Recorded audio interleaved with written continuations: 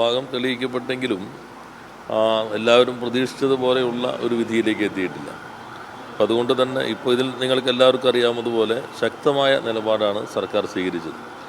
എക്കാലത്തും അതിജീവിതയ്ക്കൊപ്പം ഉറച്ചു നിൽക്കുന്ന ഒരു നിലപാടാണ് മുഖ്യമന്ത്രിയും സർക്കാരും സ്വീകരിച്ചത്.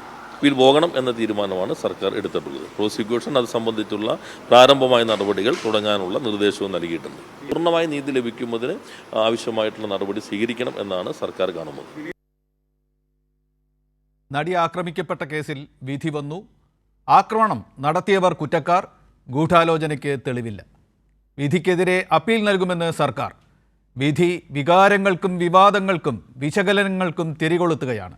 ഇരയ്ക്ക് പൂർണ്ണ നീതി കിട്ടിയില്ല എന്നും കേസിൽ പൂർണ്ണനീതി നിറവേറി എന്നുമുള്ള രണ്ടഭിപ്രായങ്ങൾ ഉയരുകയാണ്. വിധിയിൽ പ്രതികരിക്കുന്നില്ല എന്ന് അതിജീവിത പറയുമ്പോൾ അവൾക്കൊപ്പം പ്രചാരണവുമായി അവളുടെ സഹപ്രവർത്തകർ മുന്നോട്ടു പോകുന്നു. ഇതെന്ത് നീതി എന്ന് അതിജീവിതയ്ക്ക് ഒപ്പം നിന്നവർ ചോദിച്ചുകൊണ്ടിരിക്കുന്നു. ഗൂഢാലോചന നടന്നു, അത് തനിക്കെതിരെ എന്നും തനിക്കെതിരെ കേസുണ്ടാക്കിയത് പോലീസിലെ ക്രിമിനൽ സംഘം എന്നും ദിലീപ് അവകാശപ്പെടുന്നു. കേരളത്തിൻ്റെ ക്രിമിനൽ ചരിത്രത്തിൽ അഭൂതപൂർവമായ തുടർരംഗങ്ങൾ കാഴ്ചവെച്ച ഈ കേസ് ഈ വിധിയോടെ അവസാനിക്കുന്നില്ല. നിയമപോരാട്ടം അപ്പീൽ കോടതികളിൽ തുടരും. ആരോഗ്യമുള്ള ഒരു സമൂഹം എന്ന നിലയ്ക്ക് കേസിൻ്റെ ഈ ഘട്ടത്തെ നമ്മൾ വിശകലനം ചെയ്യേണ്ടതുണ്ട്. വിവാദങ്ങൾക്ക് നടുവിൽ നിന്നുകൊണ്ട്, വികാരങ്ങൾ മാറ്റിവെച്ചുകൊണ്ട്, വിവേകത്തെ കൂട്ടുപിടിച്ചുകൊണ്ട്. ഇന്നീ ചർച്ചയിൽ നമ്മളോടൊപ്പം പങ്കെടുക്കുന്നു അഭിഭാഷകനായ ഷുക്കൂർ വക്കീൽ, അഭിഭാഷകൻ തന്നെയായ പ്രിയദർശൻ തമ്പി, സാമൂഹിക പ്രവർത്തക കൂടിയായ അഡ്വക്കേറ്റ് PM ആതിര, നിരീക്ഷകനായ അഡ്വക്കേറ്റ് N ലാൽകുമാർ. ഷുക്കൂർ വക്കീൽ, ഞാൻ താങ്കളിലേക്ക് വരുന്നു.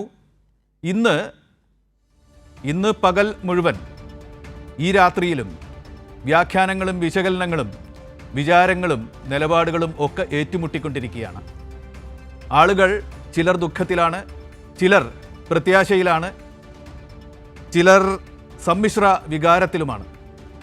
നമ്മുടെ ഈ ജനത എങ്ങനെയാണ് ഈ കേസിൻ്റെ ഈ ഘട്ടത്തിലെ വിധിയെ നോക്കിക്കാണേണ്ടത് എന്നതിൻ്റെ ഒരു ആമുഖം താങ്കൾക്ക് നൽകാൻ ഇപ്പോഴുള്ളത് എന്താണ് ഷുക്കൂർ വക്കീൽ?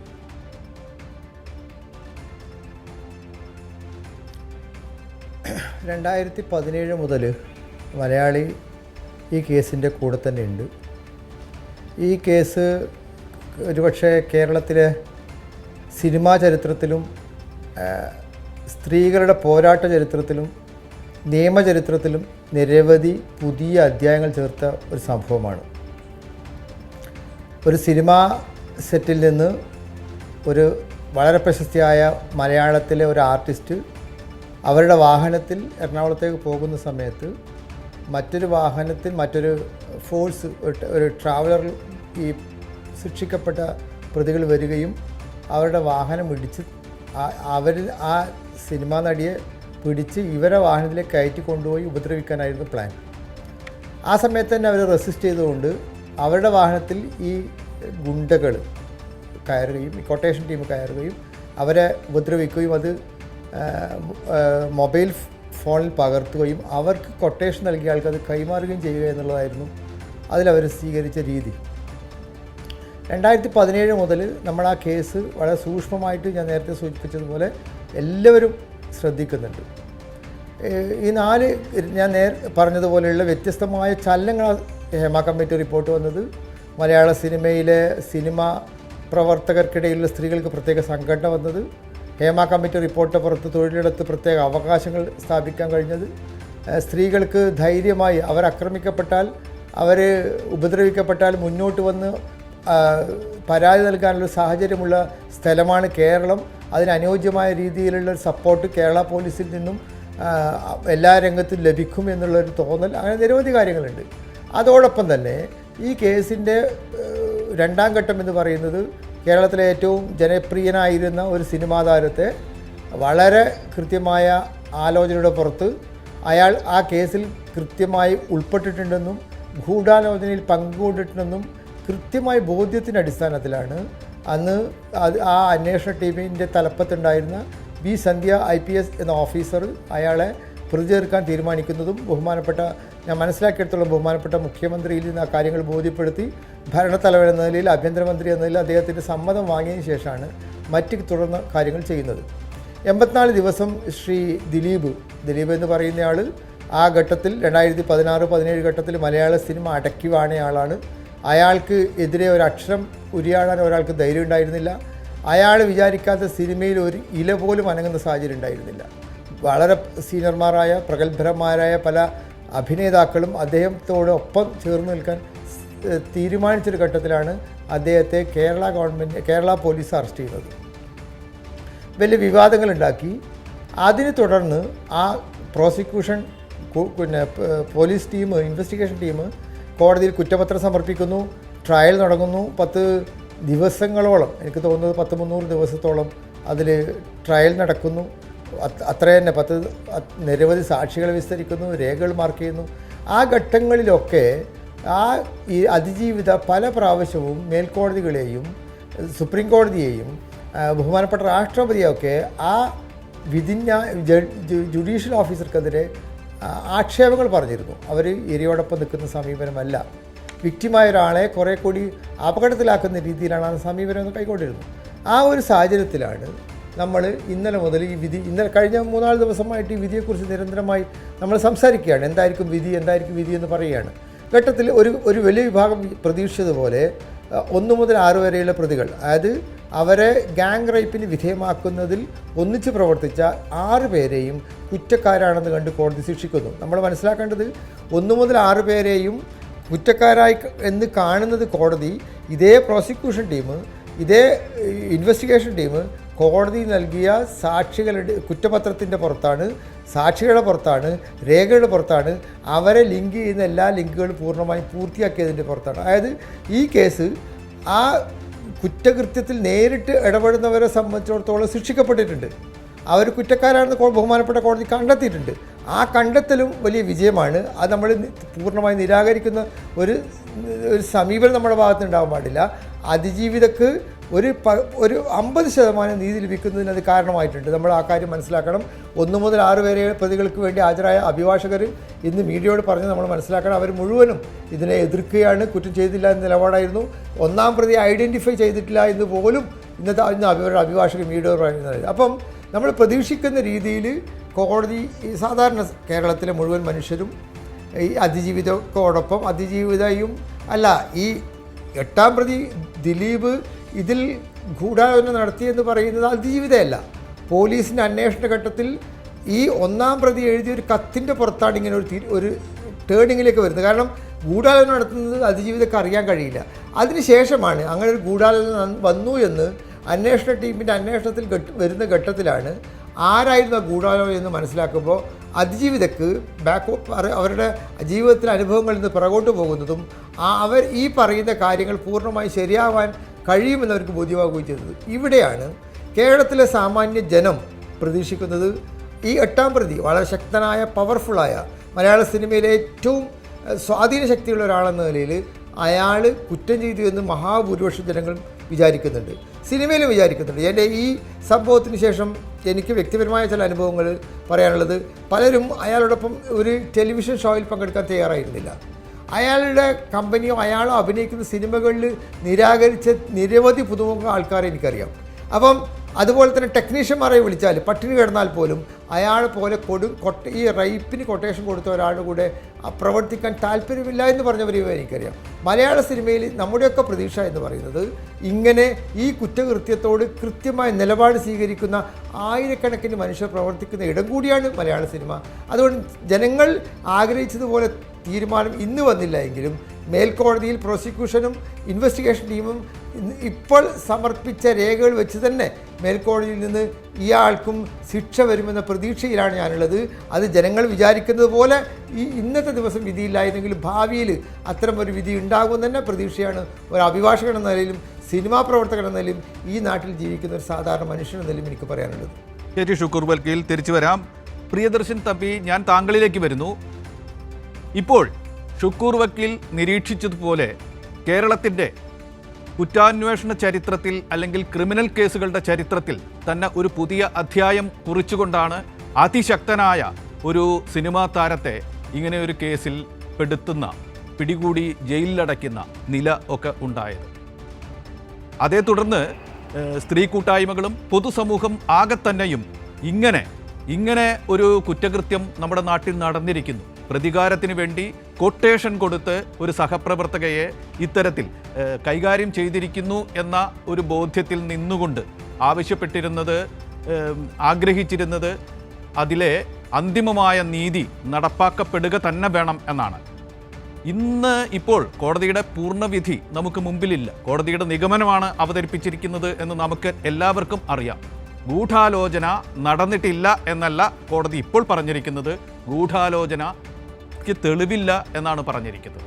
കേസുകളിൽ ഇങ്ങനെയൊക്കെ സംഭവിക്കുമ്പോൾ സമൂഹത്തിൽ പലതരത്തിലുള്ള ചിന്താഗതികളുണ്ടാവും.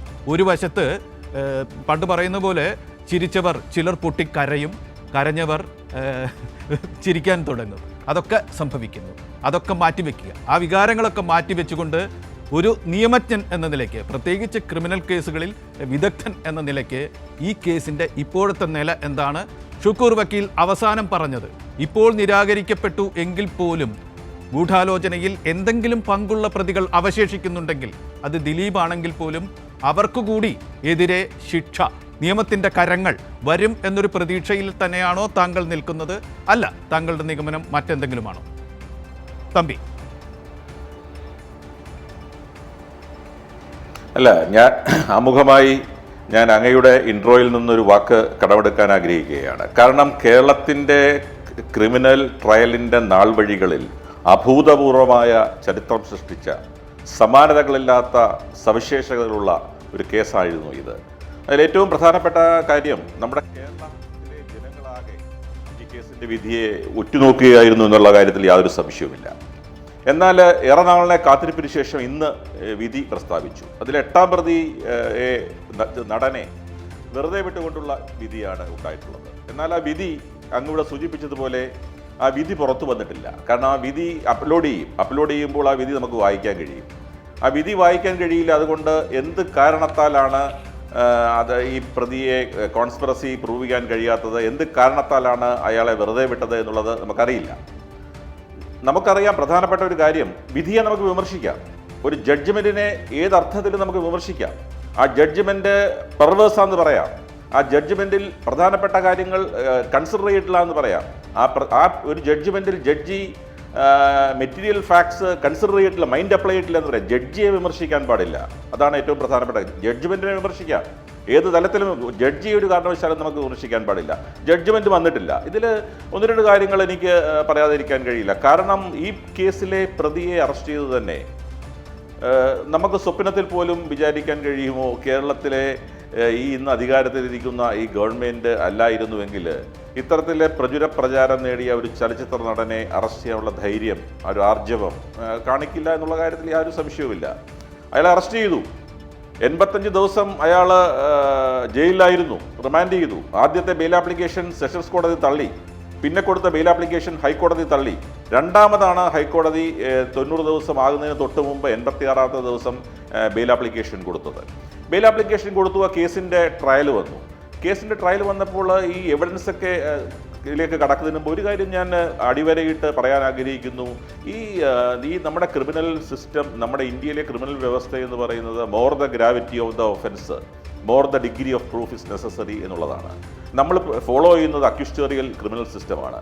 അതുകൊണ്ട് തന്നെ തെളിവുകൾ വേണം എന്നുള്ള കാര്യത്തിൽ യാതൊരു സംശയവുമില്ല. പ്രത്യേകിച്ചും 120B പ്രത്യേകത, 120Bയിൽ ഇപ്പോൾ 302 മർഡർ, അതിൻ്റെ കൂടെ 120B ആണെങ്കിൽ 120Bയിൽ മാത്രം പങ്കെടുത്തു എന്ന് വെളിവാക്കിയാൽ മർഡറിൻ്റെ പണിഷ്മെൻ്റാണ് വരുന്നത്. ഉദാഹരണത്തിന് ഈ കേസിലെ 8ാം പ്രതി ശിക്ഷിക്കപ്പെട്ടിരുന്നെങ്കിൽ അദ്ദേഹത്തിന് കിട്ടുന്ന ശിക്ഷ ലൈഫ് ഇംപ്രിസൺമെൻ്റാണ്. അതുകൊണ്ട് തന്നെ തെളിവുകൾ ഉണ്ടാകണം എന്നുള്ള കാര്യത്തിൽ സംശയവുമില്ല. എന്നാൽ ഈ കേസിലെ ഏറ്റവും പ്രധാനപ്പെട്ട ഒരു 1-2 വഴിത്താരകൾ നമ്മൾ പരിശോധിച്ചാൽ അതിൻ്റെ ഈ കേസിലെ ഏറ്റവും പ്രധാനപ്പെട്ട കാര്യം, കാരണം ഇതിൽ ആദ്യത്തെ പാദത്തിൽ അതിജീവിതയെ വിസ്തരിച്ചു, ചീഫ് എക്സാമിനേഷൻ നടത്തി. ആദ്യം ഈ കേസിൽ സ്പെഷ്യൽ പ്രോസിക്യൂട്ടറായി നിയമിക്കപ്പെട്ട അഭിഭാഷകൻ അതൊഴിഞ്ഞുപോയി. രണ്ടാമത് സ്പെഷ്യൽ പ്രോസിക്യൂട്ടറായി നിയമിച്ച അഭിഭാഷകൻ ഒഴിഞ്ഞുപോയി. അതിജീവിതയെ വിസ്തരിച്ചപ്പോൾ അതിജീവിത ഈ കേസിലെ ഈ ഇൻ ക്യാമറ ട്രയലായിരുന്നു, ക്ലോസ്ഡ് ട്രയലായിരുന്നു എങ്കിൽ പോലും അതിജീവിത ആ കേസിൻ്റെ ട്രയലിൽ സാറ്റിസ്ഫൈഡ് അല്ല. തനിക്ക് നീതി കിട്ടുന്നില്ല. കാരണം നമുക്കറിയാം, justice is not only to be done, it appears to be done. നീതി നടപ്പാക്കിയാൽ പോരാ, അത് നടപ്പാക്കപ്പെടുന്നു എന്ന് തോന്നുക കൂടി വേണം എന്നുള്ളത് നിയമത്തിൻ്റെ ഏറ്റവും ലിഖിതമായ ഒരു നിയമമാണ്. അപ്പോൾ അവർ തന്നെ പറഞ്ഞു, എനിക്ക് നീതി നടപ്പാക്കുന്നില്ല, എനിക്ക് നീതി ലഭിക്കുന്നില്ല എന്ന് പറഞ്ഞുകൊണ്ട് ബഹുമാനപ്പെട്ട കേരള ഹൈക്കോടതിയെ സമീപിക്കുന്ന ഒരു ചിത്രം ഒക്കെ നമ്മൾ കണ്ടതാണ്. അതിൽ അക്കമിട്ട് നിരത്തിക്കൊണ്ട് പല കാര്യങ്ങളും പറഞ്ഞിരുന്നു. അതിലേക്കൊന്നും ഞാൻ ഈ അവസരത്തിൽ കടക്കാൻ ആഗ്രഹിക്കുന്നില്ല. ആ കേസ് ആ കോടതിയിൽ നിന്ന് ട്രാൻസ്ഫർ ചെയ്യാത്ത ഒരവസ്ഥയുണ്ടായി. അതേ തുടർന്ന് അവിടെ തന്നെ വീണ്ടും ട്രയൽ നടക്കുകയും അങ്ങനെ ആ ഓർഡർ വന്നതിൻ്റെ പുറകെ അപ്പോൾ സ്പെഷ്യൽ പ്രോസിക്യൂട്ടറായിരുന്ന ആൾ രാജിവെക്കുകയും പിന്നീട് രണ്ടാമത് സ്പെഷ്യൽ പ്രോസിക്യൂട്ടറെ നിയമിക്കുകയും മൂന്നാമത് സ്പെഷ്യൽ പ്രോസിക്യൂട്ടർ വരികയും അദ്ദേഹമാണ് വളരെ കുറ്റമറ്റ രീതിയിൽ ഈ കേസ് മുമ്പോട്ട് പോവുകയും ചെയ്തിട്ടുള്ളത്. കാരണം അപ്പോൾ അങ്ങനെയൊക്കെയുള്ള വളരെ സംഭവബഹുലമായ സംഭവവികാസങ്ങൾ ഈ കേസിൽ ഉണ്ടായിട്ടുണ്ട് എന്നുള്ളത് നമുക്ക് കാണാതിരിക്കാൻ കഴിയില്ല. പക്ഷേ ഒരു കാര്യം നമ്മൾ മനസ്സിലാക്കേണ്ടത്, ജഡ്ജ്മെൻറ്റ് വന്നിട്ടില്ല, എന്തടിസ്ഥാനത്തിലാണ് ഈ കേസിൽ വെറുതെ വിട്ടിട്ടുള്ളത് എന്ന് ഫൈൻഡിങ് എന്ന കാര്യം. പക്ഷെ ഒന്ന് രണ്ട് കാര്യങ്ങൾ എനിക്ക് ഈ അവസരത്തിൽ സൂചിപ്പിക്കാനുള്ളത്, ഈ മോട്ടീവ് നമുക്ക് പലപ്പോഴും പറയാം, മോട്ടീവ് ഇന്ത്യൻ ക്രിമിനൽ ലോയിൽ motive is not relevant, motive irrelevant ആണ്. പിന്നെ മോട്ടീവ് ഈസ് അലജഡ്, ഒരു മോട്ടീവ് ഇറലവൻ്റ് ആണെന്ന് പറയുമ്പോഴും പ്രോസിക്യൂഷൻ ഒരു മോട്ടീവ് അലജ് ചെയ്യുകയാണെങ്കിൽ ആ മോട്ടീവ് പ്രൂവ് ചെയ്യാനുള്ള ബാധ്യത പ്രോസിക്യൂഷനുണ്ട്. അല്ലെങ്കിൽ മോട്ടീവ് അലജ് ചെയ്യരുത്. ഈ കേസിൽ ഒരു സ്പെസിഫിക് മോട്ടീവ് ഉണ്ട്. ഈ കേസിലൊരു മോട്ടീവ് ഉണ്ട്. ആ മോട്ടീവിൻ്റെ അടിസ്ഥാനത്തിലാണ് ഇന്ത്യയുടെ ചരിത്രത്തിൽ ആദ്യമായി ഒരാളിനെ കൊല്ലാൻ വേണ്ടി കൊട്ടേഷൻ കൊടുത്ത കഥ കേട്ടിട്ടുണ്ട്. പക്ഷേ ബലാത്സംഗം ചെയ്യാൻ വേണ്ടി കൊട്ടേഷൻ കൊടുത്തു എന്നുള്ളതാണ് ഈ കേസിൻ്റെ ഒരു പ്രത്യേകത. പക്ഷേ അത് എന്തടിസ്ഥാനത്തിലാണ് ആ മോട്ടീവ് മറ്റുള്ള പ്രതികളെ ശിക്ഷിക്കുകയും അങ്ങനെയുള്ള കോൺട്രഡിക്ഷൻസ് ഒക്കെ എന്തുകൊണ്ട് സംഭവിച്ചു, അല്ലെങ്കിൽ എന്താണ് അതിൻ്റെ എക്സ്പ്ലനേഷൻ എന്നുള്ളത് ഈ ജഡ്ജ്മെൻറ്റ് പരിശോധിച്ചാൽ നമുക്ക് മനസ്സിലാക്കാൻ സാധിക്കും എന്നാണ് എനിക്ക് തോന്നുന്നത്. പക്ഷേ ഇതുകൊണ്ട് ഈ നിയമ യുദ്ധം അവസാനിക്കുന്നില്ല, യാതൊരു സംശയവും വേണ്ട. ഇന്ന് നമ്മുടെ നിയമവകുപ്പ് മന്ത്രി വളരെ ശക്തമായ രീതിയിൽ തന്നെ അദ്ദേഹം പറഞ്ഞിട്ടുണ്ട്, സംസ്ഥാന ഗവൺമെൻറ്റിൻ്റെ പ്രോസിക്യൂഷൻ വിഭാഗം അപ്പീൽ കൊടുക്കാനുള്ള നടപടികൾ ഇപ്പോൾ തന്നെ ആരംഭിച്ചിരിക്കുന്നു, അപ്പീൽ കൊടുക്കും എന്നുള്ള കാര്യത്തിൽ യാതൊരു സംശയവുമില്ല. അപ്പോൾ അത് ഈ നമ്മുടെ സിസ്റ്റം നമുക്കറിയാം, കേരളത്തിലെ ഒട്ടനവധി പ്രമുഖമായ കേസുകൾ, ട്രയൽ കോടതി വെറുതെ വിട്ട കേസുകൾ ഹൈക്കോടതി ശിക്ഷിച്ച അനുഭവങ്ങളുണ്ട്. ട്രയൽ കോടതി ശിക്ഷിച്ച കേസുകൾ ഹൈക്കോടതി ശിക്ഷിച്ച അനുഭവങ്ങളുണ്ട്. രണ്ട് കോടതികളും ഒരുപോലെ വെറുതെ വിട്ട കേസുകൾ റിവേഴ്സ് ചെയ്ത് സുപ്രീം കോടതി ശിക്ഷിച്ച അനുഭവങ്ങളുണ്ട്. അപ്പോൾ അതുകൊണ്ട് തന്നെയാണല്ലോ മുഗൾ കോടതികളുള്ളത്. കാരണം നമുക്കൊരു ജൂറി സിസ്റ്റം അല്ല, ഒരു ജഡ്ജ്, സിംഗിൾ ജഡ്ജാണ് ഇതുപോലെയുള്ള ഒരു മർഡർ കേസ് ഉൾപ്പെടെയുള്ള കേസുകളിൽ വിധി പറയുന്നത്. അതുപോലെ തന്നെ mode of appreciation of evidence ഒരു വലിയ ഇന്ത്യൻ ക്രിമിനൽ നിയമത്തിലെ ഏറ്റവും വലിയ ഒരു ലാക്കൂണായുള്ള ഒരു പാർട്ടാണത്. കാരണം മോഡ് ഓഫ് അപ്രീസിയേഷൻ ഓഫ് എവിഡൻസിന് വ്യക്തമായ ഒരു അളവുകോല് ഒരു നിയമത്തിലും പറയുന്നില്ല. അതെങ്ങനെയാണ് ഒരു സാക്ഷിയുടെ ഒരു വിധി ഒരു തെളിവുകൾ അപ്രീഷിയേറ്റ് ചെയ്യേണ്ടത്, എന്തടിസ്ഥാനത്തിലാണ്, അതിൻ്റെ അളവുകോൽ എന്താണ്, അതിനൊരു സൂചിക നമുക്കില്ല. It depends upon the person. അതുകൊണ്ട് തന്നെ ആണ് അപ്പീലിൻ്റെ സ്കോപ്പുള്ളത്. അപ്പീൽ സ്കോപ്പുണ്ട്, യാതൊരു സംശയവുമില്ല. അപ്പോൾ ഈ കേസ് ഇവിടെ കൊണ്ട് അവസാനിക്കുന്നില്ല. ഇതിൻ്റെ തെളിവുകളുണ്ടെങ്കിൽ ഈ കേസിൽ, അതുകൊണ്ട് ഞാനത് ഒരിക്കൽ കൂടി പറയുന്നു, എൻ്റെ ജഡ്ജ്മെൻറ്റ് കാണണം. ജഡ്ജ്മെൻറ്റ് കണ്ടതിൻ്റെ അടിസ്ഥാനത്തിൽ, കാരണം ഈ പുറത്തു വരുന്ന വിവരങ്ങളെല്ലാം ശരിയാകണമെന്നില്ല. കാരണം ഇതിൻ്റെ ട്രയലിനെ കുറിച്ച് പല നിറം പിടിപ്പിച്ച കഥകളും വരുന്നുണ്ട്, ഉള്ള കഥകളും വരുന്നുണ്ട്. കാരണം ഈ ട്രയൽ ഇൻ ക്യാമറ പ്രൊസീഡിങ്സ് ആയിരുന്നു. ഇൻ ക്യാമറ പ്രൊസീഡിങ്സ് മാത്രമല്ല, ഇത് റിപ്പോർട്ട് ചെയ്യാൻ പാടില്ല എന്ന് മാധ്യമങ്ങൾ റിപ്പോർട്ട് ചെയ്യാനോ ട്രയലിനെ കുറിച്ച് ചർച്ച ചെയ്യാനോ പാടില്ല എന്ന് തന്നെ ഒരു കേസിൽ ഹൈക്കോടതി തന്നെ പറഞ്ഞിരുന്നു. അതുകൊണ്ട് പല കാര്യങ്ങളും പുറത്തു വന്നിട്ടില്ല. എങ്കിൽ പോലും ഈ കേസിൽ ഹൈക്കോടതിയിലും മേൽക്കോടതിയിലും ഒക്കെ പോകുമ്പോൾ കുറച്ചുകൂടി വിശാലമായ ക്യാൻവാസിൽ, കുറച്ചുകൂടെ നിയമപരമായ ക്യാൻവാസിൽ ഇതിനെ കൂടുതൽ ചർച്ച ചെയ്യപ്പെടാനും ഈ കേസിൽ നടിയുടെ അല്ലെങ്കിൽ അതിജീവിതയുടെ പരാതികൾ കുറച്ചുകൂടെ വലിയ അർത്ഥത്തിൽ അഡ്രസ്സ് ചെയ്യപ്പെടാനുള്ള അവസരങ്ങൾ തീർച്ചയായിട്ടും ഉണ്ടാകും എന്നുള്ള കാര്യത്തിൽ യാതൊരു സംശയവുമില്ല. PM ആതിര ഈ ചർച്ചയിൽ പങ്കെടുക്കുന്ന ഏക വനിതാ പാനലിസ്റ്റാണ് ആതിര. നേരത്തെ വന്ന കാര്യങ്ങൾ ആവർത്തിക്കാൻ ഞാൻ ആവശ്യപ്പെടുന്നില്ല, അതിൽ ഒരു നിലപാട് പറയാൻ ആവശ്യപ്പെടുന്നില്ല. പക്ഷേ ഇത് നമ്മുടെ സ്ത്രീ മുന്നേറ്റ ചരിത്രത്തിൽ അടയാളപ്പെടുത്തപ്പെട്ട ഒരു സംഭവമാണ്. ഇതിന് ശേഷമാണ് നേരത്തെ ഷുക്കൂർ വക്കീൽ നിരീക്ഷിച്ചതുപോലെ നമ്മുടെ വനിതാ വിമോചന ആശയധാരയിൽ ചില മുന്നോട്ട് വരവുകൾ വളരെ പ്രകടമായ രീതിയിൽ ഉണ്ടായിട്ടുള്ളത്. അതിനൊക്കെ ഒരു തിരിച്ചടി കിട്ടുന്ന തരത്തിൽ ഇത് എത്തിപ്പോയോ?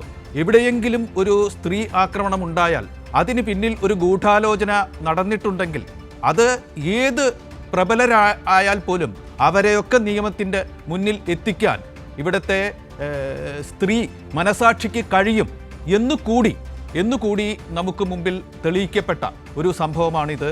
അതിൻ്റെ ആൻറ്റി ക്ലൈമാക്സ് സംഭവിക്കുകയാണ് എന്ന് തോന്നുന്നുണ്ടോ? ഒപ്പം തന്നെ ഈ കേസിൽ നീതി നടപ്പായോ, പോലീസ് മികവ് കാണിച്ചോ, പ്രോസിക്യൂഷൻ അതിൻ്റെ മാറ്റ് തെളിയിച്ചോ, ഗൂഢാലോചന തെളിയാത്തത് എന്തുകൊണ്ടാണ്, ഒന്നാം ഘട്ടത്തിൻ്റെ പാഠങ്ങൾ എന്തൊക്കെയാണ് എന്ന് പറഞ്ഞുകൊണ്ടാണ് നമ്മൾ ഈ ചർച്ച മുന്നോട്ട് കൊണ്ടുപോകുന്നത്. ഈ ഘട്ടത്തിൽ കൂട്ടിച്ചേർക്കാനുള്ള ആതിരയുടെ നിരീക്ഷണങ്ങൾ.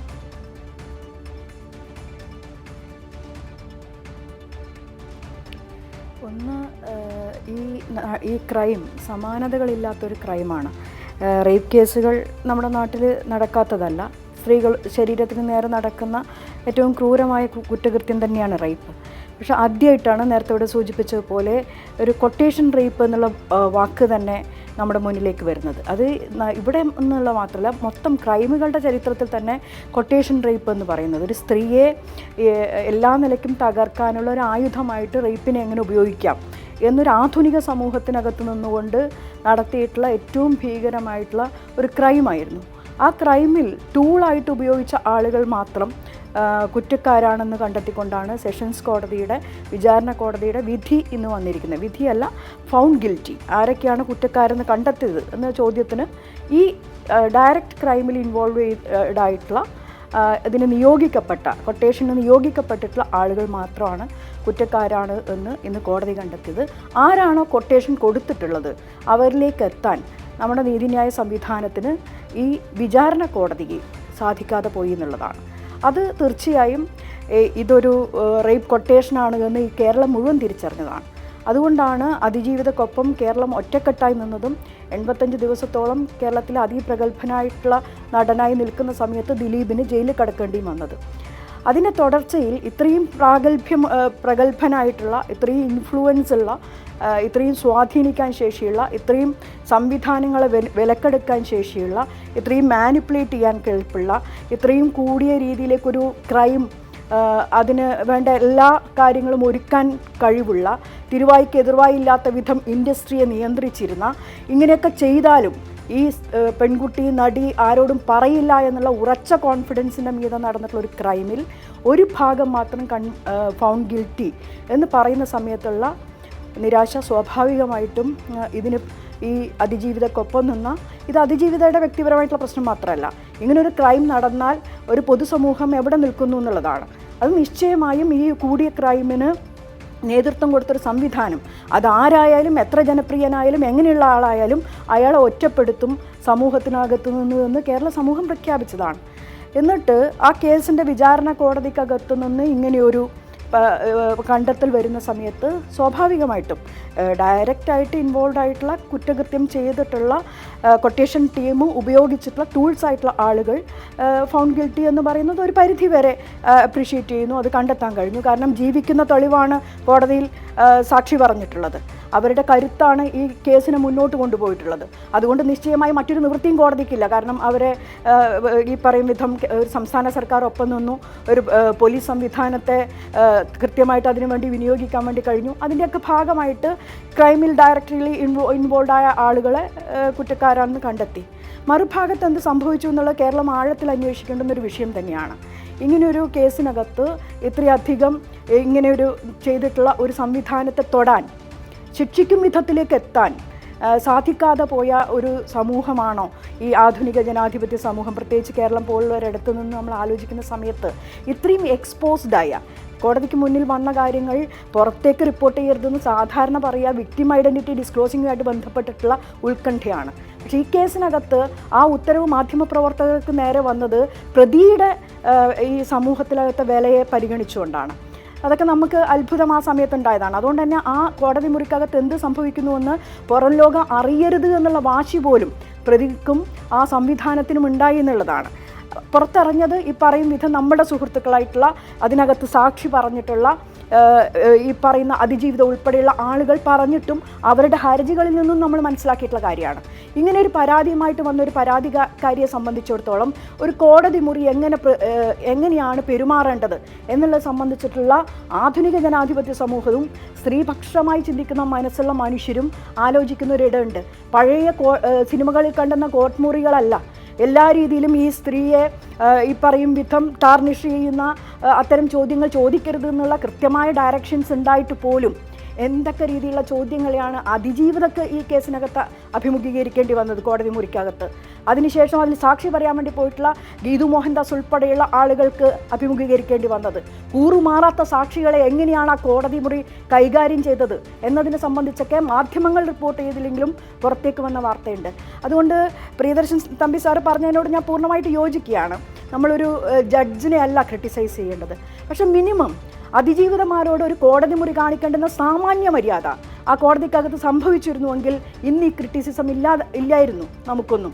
പക്ഷെ അതുണ്ടായില്ലല്ലോ. അതുകൊണ്ടല്ലേ അതിജീവിതക്ക് ഹൈക്കോടതിയിലും സുപ്രീം കോടതിയിലും പലവട്ടം പോകേണ്ടി വന്നത്. പറയുന്ന മൊഴി എഴുതിയെടുക്കുന്നില്ല എന്ന് കണ്ട സമയത്ത് അത് സൂചിപ്പിച്ച അതിജീവിതയോട് എങ്ങനെയാണ് റിയാക്ട് ചെയ്തതെന്ന് നമ്മൾ കേട്ടല്ലോ. സ്റ്റെനോഗ്രാഫർ അല്ല എന്ന് പറയുന്ന രീതിയിൽ ഞാനൊരു ബോക്സിൽ നിന്ന് പറയുന്ന കാര്യം എഴുതിയെടുക്കാൻ ബാധ്യസ്ഥയായിട്ടുള്ള ഒരു സംവിധാനമാണ് നീതിന്യായ സംവിധാനത്തിനകത്ത് ജുഡീഷ്യൽ ഓഫീസർ ചെയ്യേണ്ടത്. പ്രാഥമികമായ അക്കാര്യം പോലും ചെയ്യുന്നില്ല. മറിച്ച് ഒരു ഹ്യൂമിലേറ്റീവായിട്ടുള്ള അന്തരീക്ഷം വന്നതുകൊണ്ടാണല്ലോ പോകേണ്ടി വന്നത്. അതുകൊണ്ട് ഞങ്ങൾ പേഴ്സണലി വിമർശിക്കുകയല്ല, മറിച്ച് ഇനിയൊരു സ്ത്രീ ഒരു കേസുമായിട്ട് ഇങ്ങനെ അതിജീവിതയായിട്ടുള്ള നടിയെ സംബന്ധിച്ചിടത്തോളം എല്ലാ നിലയ്ക്കും അവരിതിനെ മുറിച്ചു കടക്കുന്നതിന് വേണ്ടി ഇക്കാലം അത്രയും ശ്രമിച്ചിട്ടുള്ള ഒരാളാണ്. പക്ഷെ അങ്ങനെ പോലും ശ്രമിക്കാൻ വേണ്ടി കഴിയാതെ പോയിട്ടുള്ള ആളുകളെ സംബന്ധിച്ചിടത്തോളം ഇത് നമ്മൾ പറഞ്ഞല്ലോ ടിപ്പ് ഓഫ് ഐസ്ബർഗ് എന്നുള്ള രീതിയിലാണല്ലോ ഈ കേസിനെ തുടർന്ന് ഹേമ കമ്മിറ്റി റിപ്പോർട്ട് വരുന്നത്. ഹേമ കമ്മിറ്റിയുടെ പഠനത്തിനെ തുടർന്ന് ഈ ഇൻഡസ്ട്രി എത്രമാത്രം സ്ത്രീ വിരുദ്ധമായിട്ടാണ് ഇതിനകത്ത് ആളുകൾ സ്ത്രീകളോട് പെരുമാറിയിട്ടുള്ളതെന്ന്. എന്നിട്ട് SIT രൂപീകരിച്ച സമയത്ത് സ്പെഷ്യൽ ഇൻവെസ്റ്റിഗേഷൻ ടീം വന്ന സമയത്ത് രജിസ്റ്റർ ചെയ്ത കേസുകളിൽ എന്തുകൊണ്ടാണ് സ്ത്രീകൾ മൊഴി നൽകുന്നില്ല എന്നൊക്കെ കേരളം ഇങ്ങനെ എംബരസ്ഡായിട്ട് ഇങ്ങനെ അമ്പരന്ന് നിന്നല്ലോ. ആ സമയത്ത് അമ്പരന്ന് നിൽക്കുന്ന നമ്മൾ തിരിച്ചറിയണം, ഇങ്ങനെയാണ് കോടതിയിൽ പോരാടിയ ഒരു അതിജീവിതക്ക് ഉണ്ടായിട്ടുള്ള അനുഭവം എന്നുള്ളത്. അങ്ങനെയുള്ളൊരു അനുഭവം കേരളത്തിൽ ഉണ്ടാകാൻ വേണ്ടി പാടില്ല എന്നുള്ളതാണ് ഞങ്ങളെപ്പോലുള്ള ആക്ടിവിസ്റ്റുകൾ ആഗ്രഹിച്ചിരുന്നത്. ആ മിനിമം ഇനിയിപ്പം എവിഡൻസ് ഇല്ല. ഈ പറഞ്ഞ പോലെ ക്രിമിനൽ കോൺസ്പിറൻസി പ്രൂവ് ചെയ്യൽ കുറച്ച് ബുദ്ധിമുട്ടാണ്. 7 വർഷം പ്രോസിക്യൂഷൻ പണി ചെയ്ത ഒരാളെന്നുള്ള നിലയ്ക്ക് നമുക്കും നല്ല ബോധ്യമുണ്ട്. പക്ഷേ ആ ക്രിമിനൽ കോൺസ്പിറൻസി പ്രൂവ് ചെയ്യാൻ വേണ്ടി കഴിയുന്നില്ലെങ്കിൽ പോലും ഈ കേസിൽ കഴിയുമെന്നുള്ളതാണ് 7 വർഷത്തെ പ്രോസിക്യൂഷൻ ചെയ്ത എൻ്റെ ഒരു അനുഭവത്തിൽ നിന്ന് എനിക്ക് തോന്നുന്നത്. കഴിയേണ്ട കാര്യങ്ങളൊക്കെ കോടതിയുടെ മുന്നിൽ എത്തിക്കാൻ വേണ്ടി സാധിച്ചിട്ടുണ്ടെന്ന് തന്നെയാണ് ഞാൻ കരുതുന്നത്. ഈ 3 പ്രോസിക്യൂട്ടർമാർ മാറേണ്ടി വരുന്നൊരു അവസ്ഥ ഉണ്ടാക്കുന്നു. ഇതൊക്കെ കോടതി മുറി എത്രമാത്രം ഹ്യൂമിലേറ്റീവ് ആയിരുന്നു എന്നുള്ളതാണ് ഞാൻ ആലോചിക്കുന്നത്. അങ്ങനെ ഒരു ഹ്യൂമിലേറ്റീവായിട്ടുള്ള ഒരു അന്തരീക്ഷത്തിൽ ഈ കേസിൻ്റെ തുടർ നടപടികൾ നടത്താൻ വേണ്ടി പാടില്ല എന്ന് അതിജീവിത ആവർത്തിച്ച് ആവശ്യപ്പെട്ടിട്ടും അത് മാറിയില്ല എന്നുള്ളതാണ്. ഇപ്പം ഞാൻ വളരെ സെൽഫ് ക്രിട്ടിക്കായിട്ട് ആലോചിക്കുകയാണ്. അതിജീവിതക്കൊപ്പം കേരള സമൂഹം നിന്ന് ഉറക്ക വിളിക്കേണ്ട മുദ്രാവാക്യമായിരുന്നു, പൊതുസമൂഹം വിളിക്കേണ്ട മുദ്രാവാക്യമായിരുന്നു അങ്ങനെയുള്ളൊരു കോടതി മുറിയാണെങ്കിൽ ആ കോടതി മാറ്റണം എന്നുള്ളത്. മറിച്ച് ഇവർ കോടതിയിൽ നടത്തിയ ഒരു ലീഗൽ ഫൈറ്റായിട്ട് അത് ചുരുങ്ങി. അതിൻ്റെ ഭാഗമായിട്ട് അവിടെ തന്നെ വീണ്ടും ഈ കേസ് നടത്തി. അതിൻ്റെ ഒടുക്കാണ് നമ്മൾ ഈ കാണുന്ന ഏറ്റവും പ്രബലനായിട്ടുള്ള ആൾക്ക് ഗുഡ് സർട്ടിഫിക്കറ്റ് കൊടുത്തുകൊണ്ട് പുറത്തേക്ക് വന്നിട്ട് അയാൾ ഇന്ന് വിളിച്ചു പറയുന്ന കാര്യങ്ങൾ കേൾക്കേണ്ടി വരുന്ന ഗതികേടിലേക്ക് കേരളത്തിൻ്റെ പൊതുസമൂഹത്തെ ഇന്ന് എത്തിച്ചത്. അങ്ങനെ വരരുതായിരുന്നു കേരളത്തിനകത്ത്.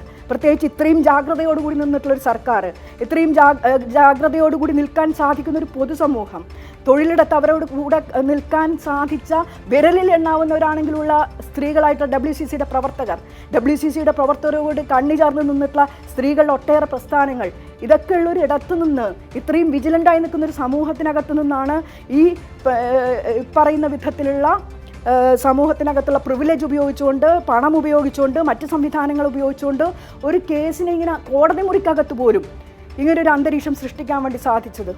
നമ്മളൊന്നും ഒരു റേപ്പ് കേസിനകത്തും കോടതിക്കകത്തു നിന്ന് ഒബ്ജക്ഷനബിൾ ആയിട്ടുള്ള ചോദ്യങ്ങൾ വരുമ്പോൾ അനുവദിക്കാറില്ല ജുഡീഷ്യൽ ഓഫീസർമാർ. It is A tarnishing question എന്ന് പറഞ്ഞിട്ട് അത് അവിടെ നിർത്തും.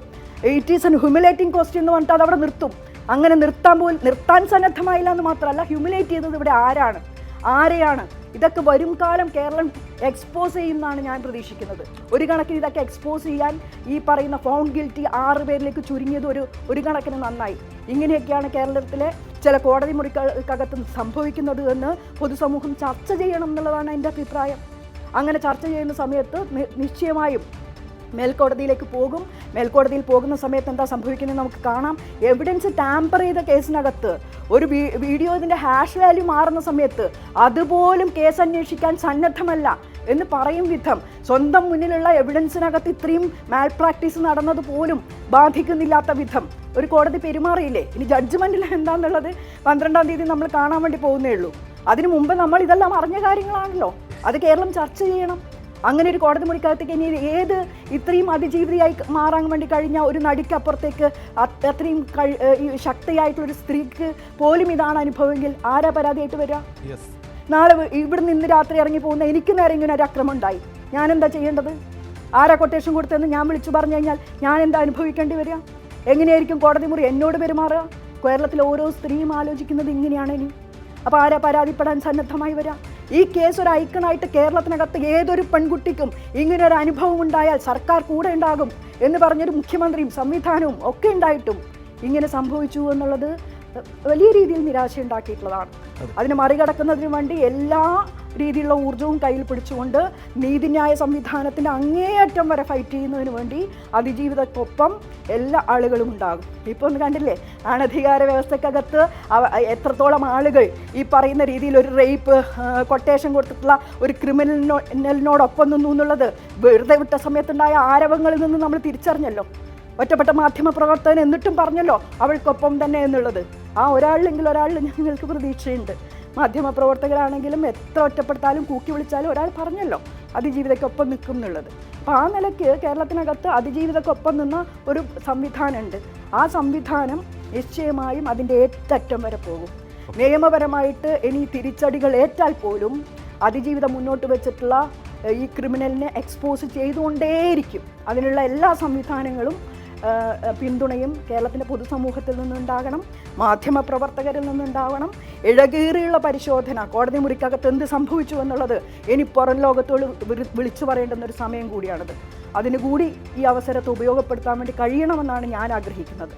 എല്ലാ റെസ്പെക്റ്റും വിചാരണ കോടതി ജഡ്ജിയോട് നിലനിർത്തിക്കൊണ്ട് തന്നെ പറയാണ്, നിങ്ങൾക്ക് മിനിമം അവരെ ഹ്യൂമിലേറ്റ് ചെയ്യാതിരിക്കാമായിരുന്നു. അതിരവരം അഡ്വക്കേറ്റ് ലാൽകുമാർ, ഇതിൽ ഇപ്പോൾ ഗൂഢാലോചന എന്തുകൊണ്ട് തെളിഞ്ഞില്ല എന്നൊരു ചോദ്യം കൂടി ഞങ്ങൾ ഉന്നയിച്ചിട്ടുണ്ട്. അതിന് ഇപ്പോൾ നമുക്ക് മറുപടി പറയാനാവില്ല. ഈ പറഞ്ഞ പോലെ വിധി തീർപ്പ് അത് നമുക്ക് മുന്നിലില്ല. എങ്കിൽ പോലും ഈ കേസിൻ്റെ ചരിത്രത്തിലുള്ളത് ഈ പറഞ്ഞതുപോലെ 8-ാം പ്രതി അതിലേക്ക് ചേർക്കപ്പെട്ട ശേഷം ഈ ആക്രമണകാരികൾക്ക് പുറത്തു നടന്ന ഗൂഢാലോചന അന്വേഷിച്ച് പിന്നീട് പോലീസ് അതിലേക്ക് ചേർത്തതിന് ശേഷം നടന്ന കോടതിയിൽ നടന്ന സമൂഹത്തിൽ നടന്ന കാര്യങ്ങളൊക്കെ നമുക്ക് മുമ്പിലുണ്ട്. ഈ കേസിൽ ഏറ്റവും പ്രധാനപ്പെട്ട ഒരു കാര്യം 261 സാക്ഷികൾ വന്നതിൽ 28 പേർ കൂട്ടക്കൂറുമാറ്റം നടത്തി. അത് പ്രതിക്ക് അനുകൂലമായിരുന്നു. ഗൂഢാലോചന ആരോപിക്കപ്പെട്ട പ്രതിക്ക് അനുകൂലമായി 28 പേർ കൂറുമാറ്റപ്പെട്ടു എന്ന ഒരു യാഥാർത്ഥ്യം കൂടി നമുക്ക് മുന്നിലുണ്ട്.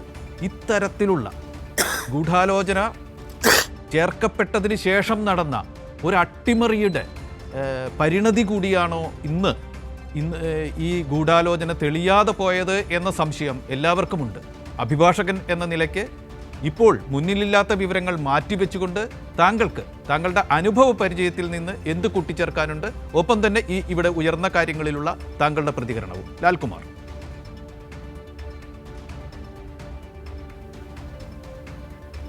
അല്ല, ഇവിടെ 3 പേരും അതിഗൗരവമായി തന്നെ കാര്യങ്ങൾ അവതരിപ്പിച്ചു. ഞാൻ പറയുന്നതിൻ്റെ എക്കോ എനിക്ക് വരുന്നു, അതൊന്ന് പരിഹരിച്ചുള്ളൂ. PCR അതൊന്ന് ശ്രദ്ധിക്കുക. ലാൽകുമാറിന് എക്കോ വരുന്നു, ഇടയ്ക്കിടയ്ക്ക് ഉണ്ടാകുന്ന ഒരു പ്രശ്നമാണ്. സാമൂഹിക പശ്ചാത്തലത്തിൽ നിൽക്കുന്ന രാഷ്ട്രീയ സാമൂഹിക പശ്ചാത്തലത്തിൽ നമുക്കതിനെ ഈ വിഷയത്തെ കാണാം. അതല്ലാതെ ലീഗൽ സൈഡിലും കാണാം. 2 ആസ്പെക്റ്റും ഇതിനകത്തുണ്ട്. ഇപ്പം തമ്പി സാർ പറഞ്ഞതുപോലെ ലീഗൽ കേസിനകത്ത് എവിഡൻസ് ആണ് വേണ്ടത്. നമുക്ക് ക്ലിഞ്ചിങ് എവിഡൻസ് കൊടുക്കുക എന്ന് നമ്മൾ പറയും. ക്ലിഞ്ചിങ് എവിഡൻസ് തന്നെ ആവശ്യവുമാണ്. ഇവിടെ ഈ ക്രൈമിനകത്ത് സംഭവിച്ചിരിക്കുന്ന ഒരു കാര്യം, 10 പ്രതികളുള്ളതിൽ 6 പേരെ ശിക്ഷിച്ചു. അപ്പോൾ ഈ ആദ്യത്തെ 6 പേരും ഡയറക്റ്റ്ലി ഈ ക്രൈം അല്ലെങ്കിൽ ഈ ഒഫൻസുമായിട്ട് ഇൻവോൾവ് ആണ്. കാര്യം അവർക്ക് എതിരെ മൊഴി അതിജീവിതയുടെ മൊഴി തന്നെയുണ്ട്. ബാക്കിയുള്ളവരിലേക്ക് വന്നാൽ അവർക്കെതിരെ നമുക്ക് പറയാൻ പറ്റുന്ന എവിഡൻസ് എന്ന് പറഞ്ഞാൽ ഇൻഡയറക്റ്റ് എവിഡൻസ് ആണ്. അല്ലാതെ ഡയറക്റ്റായിട്ട് അവരെ കണക്ട് ചെയ്യുന്ന അല്ലെങ്കിൽ ഈ പറയുന്ന ഒഫൻസിൽ അവർ ഡയറക്റ്റ്ലി ഇൻവോൾവ് അല്ല. അപ്പോൾ പിന്നെ അവരിലേക്ക് വരുന്നത് സർക്കംസ്റ്റാൻഷ്യൽ എവിഡൻസ് വഴിയാണ് പ്രൂവ് ചെയ്യാൻ ഇതിനെ നോക്കുക. അപ്പോൾ ഈ പറഞ്ഞ പോലെ ഫോൺ കോളിൻ്റെ ട്രേസസ്, ഈ പറയുന്ന ഡിജിറ്റൽ ട്രേസസ്, ഇങ്ങനെ പല കാര്യങ്ങൾ നമ്മൾ റിലൈ ചെയ്യും, പ്രോസിക്യൂഷൻ റിലൈ ചെയ്യുന്ന ഇങ്ങനെയാണ്. ഇപ്പോൾ ഈ 8ാം പ്രതി ഇതിനകത്ത് ഈ 6, 7, 8, 9, 10 അല്ലെങ്കിൽ ഈ 10 പേരിൽ 8ാം പ്രതി ഇല്ലെങ്കിൽ ബാക്കി ആർക്കെങ്കിലും പ്രസക്തി ഉണ്ടോ എന്ന് ഇന്ന് ആസിഫ് അലി സാർ ചോദിക്കുന്നത് കേട്ടു. സത്യത്തിൽ അതിനൊരു പ്രസക്തമായൊരു ചോദ്യമാണ്. പക്ഷേ നമുക്ക് അയാളിലേക്ക് ലീഡ് ചെയ്യുന്ന ഒരുപാട് എവിഡൻസ് കൊടുത്തിട്ടുണ്ടെന്ന് പറഞ്ഞ് ഇന്ന് പ്രോസിക്യൂഷനുമായിട്ട് ചേർന്ന് നിൽക്കുന്ന ആൾക്കാർ പോലും പറയുന്നത് കേട്ടു.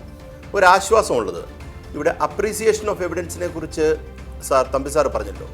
അപ്രീസിയേഷൻ ഓഫ് എവിഡൻസ് പ്രോപ്പർ അല്ല എന്നിരിക്കട്ടെ, ഒരു ഉദാഹരണം, പ്രോപ്പർ അല്ല എങ്കിലും അപ്പലേറ്റ് കോർട്ടിന് അത് റെക്ടിഫൈ ചെയ്യാം എവിഡൻസ് വന്നിട്ടുണ്ടെങ്കിൽ.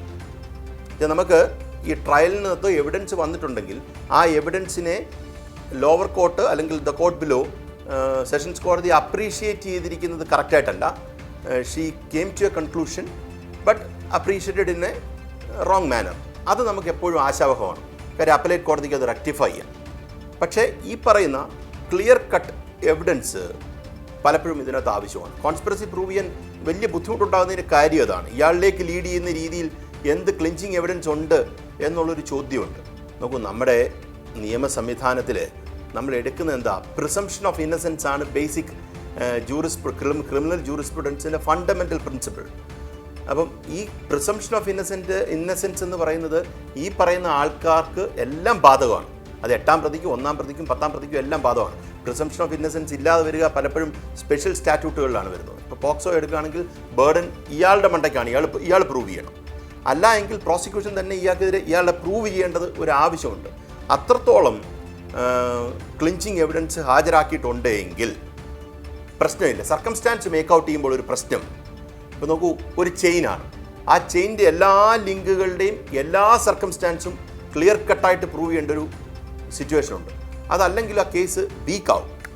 എന്നെക്കാട്ടിലും വൃത്തിയായിട്ട് ഇത് തമ്പി സാറിന് പറയാൻ കഴിയും. പക്ഷേ ഞാൻ പറയാൻ ശ്രമിക്കുന്ന ഒരു കാര്യം, എവിഡൻസിലേക്ക് നമ്മുടെ കാര്യം വന്നിട്ടുണ്ട് എങ്കിൽ ലോവർ കോർട്ടിൻ്റെ അല്ലെങ്കിൽ സെഷൻസ് കോർട്ടിൻ്റെ, ഞാൻ ഈ ലോവർ കോർട്ട് എന്ന് പറഞ്ഞിട്ട് പെട്ടെന്ന് സെഷൻസ് വരുന്ന ലോവർ കോർട്ട് എന്നുള്ളൊരു പ്രയോഗം നടത്താൻ പാടുന്ന സുപ്രീം കോടതി ഒരു ഡയറക്ഷൻ ഉണ്ട്. പക്ഷേ നേരത്തെ പറഞ്ഞു പോയിക്കൊണ്ടിരുന്ന ഒരു രീതി വെച്ചിട്ട് അങ്ങനെ പറയുന്നതാണ്. അപ്പോൾ സെഷൻസ് കോർട്ടിൻ്റെ അപ്രീസിയേഷൻ ഓഫ് എവിഡൻസ് കറക്റ്റായിട്ട് വന്നിട്ടില്ല എങ്കിൽ അത് റെക്ടിഫൈ ചെയ്യാൻ നമുക്ക് പറ്റും. അത് ഈ വിധിയെ, ഇപ്പോഴത്തെ വിധി നമുക്ക് ഡിസപ്പോയിൻറ്റിംഗ് ആണെങ്കിലും അത് നമുക്ക് റെക്ടിഫൈ ചെയ്യാൻ പറ്റും. ഒന്ന്, അതാണ് അതിൻ്റെ legal parlance. Let us come to the social and political aspect. അത് കൃത്യമായ ആതിര പറഞ്ഞു, കൃത്യമായ ഒരു സംശയം രഹിതമായ ആതിര എന്നത്തെ കാര്യങ്ങൾ പറഞ്ഞു. എന്താണ്, നമുക്ക് ഈ ഒഫൻസിൻ്റെ ഭാഗമായി ഒരു അതിജീവിത തന്നെ പുറത്തു വരുന്നു, അവർ ഇൻ്റർവ്യൂ കൊടുക്കുന്നു, അവർക്ക് നേരിട്ട കാര്യങ്ങൾ അവർ പറയുന്നു. ലോകം ചർച്ച ചെയ്യുന്ന രീതിയിലേക്ക്, ഇന്ത്യയിലെ ആൾക്കാരല്ല, ലോകം ചർച്ച ചെയ്യുന്നതിലേക്ക് ഈ കാര്യം മാറി. അപ്പോൾ ഒരു തൊഴിലിടത്ത് ഒരു ലേഡിക്ക് നേരിടേണ്ട വരുന്ന ബുദ്ധിമുട്ട്, അതുവഴി ഒരു കോൺസ്പിറസി വഴി റേപ്പ് ചെയ്യുക, അതിനകത്തൊരു ലാർജർ കോൺസ്പിറസി ഉണ്ടെന്നുള്ള കാര്യത്തിൽ ഈ എവിഡൻസ് വന്നിട്ടുണ്ടോ ഇല്ലയോ നിൽക്കട്ടെ, സാമാന്യ യുക്തിയുള്ളവർക്ക് അത് മനസ്സിലാവും. അല്ലെങ്കിൽ ഈ പറയുന്ന വീഡിയോ റെക്കോർഡ് ചെയ്യേണ്ട ആവശ്യം വരുന്നില്ല. ഇവർക്ക് ഇവരെ ഇത് ചെയ്തിട്ട് അവർക്ക് എന്താ കാര്യം എന്നുള്ള ചോദ്യങ്ങളൊക്കെ വലിയ ചോദ്യങ്ങൾ നമ്മുടെ മുന്നിലുണ്ട്. പക്ഷേ ഈ പറയുന്നത് പോലെ ഇതിൻ്റെ രാഷ്ട്രീയവും സാമൂഹികവുമായിട്ടുള്ള കാര്യങ്ങൾ എടുത്താൽ വ്യക്തമായി എങ്ങനെ സർക്കാർ ആക്ട് ചെയ്യും, സർക്കാർ എങ്ങനെ ഇടപെടും, സമൂഹം എങ്ങനെ ഇടപെടും, സമൂഹം ആരുടെ കൂട്ടത്തിൽ നിൽക്കും. നോക്കൂ, കുറേ ആൾക്കാർ ഹീറോയിസം കാണിക്കുന്നു, ദിലീപേട്ടൻ അല്ലെങ്കിൽ അങ്ങനെ ഏട്ടൻ എന്നൊക്കെ പറയുമെങ്കിലും യഥാർത്ഥത്തിൽ സൊസൈറ്റി അറ്റ് ലാർജ് ദിലീപിനെ തള്ളിക്കളയാണ് ചെയ്തത്. നോക്കൂ, അത് തള്ളിക്കളയുന്നു എന്ന് ഞാൻ പറയുന്നതിന് കാര്യം, ഓരോ വീട്ടുകളിലെയും ആൾക്കാരോട് ചോദിച്ചാൽ ദിലീപിനെതിരായിരിക്കും സംസാരിക്കുന്നത് അങ്ങനെ തന്നെയാണ്.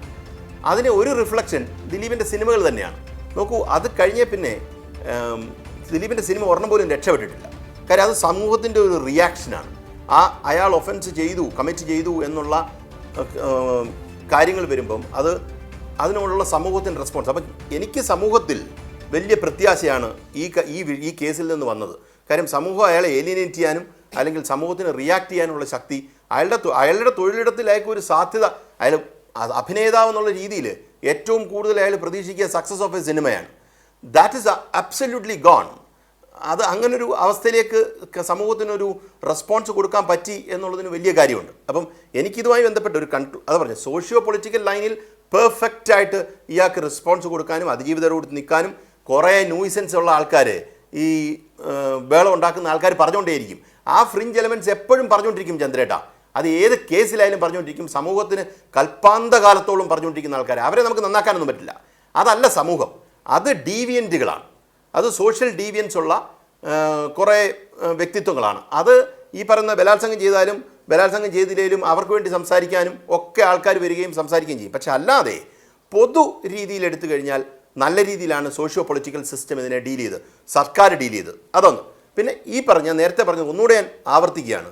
എവിഡൻസ് വന്നിട്ടുണ്ടെങ്കിൽ, അതിനകത്ത് ക്ലിയർ കേസായിട്ട് എവിഡൻസ് വന്നിട്ടുണ്ടെങ്കിൽ appreciation of evidence can be delt with at any point of time. കാര്യം അത് മേളോട്ട് കോടതി കിടക്കുകയാണ്. തമ്പി സാർ പറഞ്ഞ പോലെ ഒരു കോടതിയിൽ താഴെ തോറ്റു എന്നുള്ളത് കൊണ്ട് ഹൈക്കോടതിയിലേക്കോ മറ്റ് സുപ്രീം കോടതിയിലേക്ക് പോകുമ്പം തിരിച്ചു വരില്ല എന്നുള്ള പ്രതീക്ഷ നമുക്ക് വേണ്ട. ആദ്യത്തെ 6 പേരെ ശിക്ഷിച്ചു എന്നുള്ളതും നമ്മൾ അവർ കുറ്റവാളികളാണ് എന്ന് കണ്ടെത്തലുമുണ്ട്. അപ്പോൾ ഈ 6 പേരിൽ നിന്നുള്ള ബാക്കിയുള്ളവരിലേക്കുള്ള കണക്ഷൻ എത്ര പ്രോപ്പറായിട്ട് മേക്കൗട്ട് ചെയ്യാൻ പറ്റിയിട്ടുണ്ടെന്നുള്ളതിനകത്താണ് ചോദ്യം കിടക്കുന്നത്.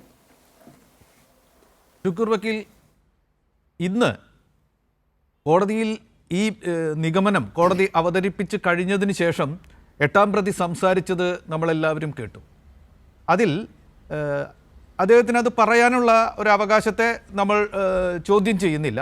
ഒരു പൊതുസമൂഹത്തിൽ അങ്ങനെ ചോദ്യം ചെയ്യാനാവില്ല. പക്ഷെ അദ്ദേഹം പറഞ്ഞത് തനിക്കെതിരെ ഉള്ള ഗൂഢാലോചന കുറ്റം ചുമത്തിയത് അത് അസാധുവാണ്, അത് നിലനിൽക്കില്ല, താൻ ഗൂഢാലോചന നടത്തിയിട്ടില്ല എന്നല്ല, പോലീസ് ഒരു ക്രിമിനൽ സംഘത്തെ പോലെ പെരുമാറുകയും പ്രത്യേകിച്ച് അതിന് നേതൃത്വം കൊടുത്ത വനിതാ പോലീസ് ഉദ്യോഗസ്ഥ അവരുടെ നേതൃത്വത്തിൽ തനിക്കെതിരെ ഗൂഢാലോചന നടക്കുകയും ചെയ്തു എന്ന് അദ്ദേഹം പറയുകയുണ്ടായി. അതിൽ പ്രതികരിക്കാൻ ഒരു അഭിഭാഷകൻ എന്ന നിലയ്ക്ക് താങ്കൾ തയ്യാറാവുന്നുണ്ടോ? അത് ആ ഒരു പ്രതികരണം കൂടി ഈ വിധിയുടെ ഭാഗമായിട്ട്, ഈ നിഗമനം പുറത്തുവിടലിൻ്റെ ഭാഗമായിട്ട് ജനങ്ങൾക്കിടയിൽ നിൽക്കുന്നുണ്ട്. ഇന്നത്തെ ഒരു വലിയ ചർച്ചാ വിഷയം അതാണ്. ഷുക്കൂർ വക്കീൽ,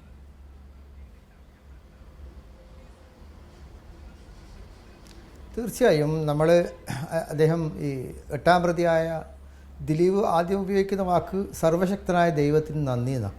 അപ്പം നമ്മൾ ദൈവം ഇത്ര മനുഷ്യരുടെ കൂടെ നിൽക്കുക എന്നുള്ളത് നമുക്ക് വേറെ തലത്തിൽ ഡിബേറ്റ് ചെയ്യേണ്ട സംഗതി. രണ്ടാമത്തെ വാചകം അയാൾ പറയുന്നത് അദ്ദേഹത്തിൻ്റെ മുൻ ഭാര്യ മഞ്ജു വാര്യരാണ് ഗൂഢാലോചന എന്ന വാക്ക് ഉപയോഗിച്ചതിന് ശേഷം കേരള പോലീസിലെ ഒരു ഉന്നതിയായ പോലീസ് ഉദ്യോഗസ്ഥരുടെയും ക്രിമിനൽ സംഘമായ കേരള പോലീസിലെ ഉദ്യോഗസ്ഥന്മാരുടെയും നേതൃത്വത്തിൽ എനിക്കെതിരെ നടന്ന ഗൂഢാലോചന എന്നുള്ളതാണ് അദ്ദേഹം അതിനുശേഷം തുടർന്ന് പറയുന്ന കാര്യങ്ങൾ.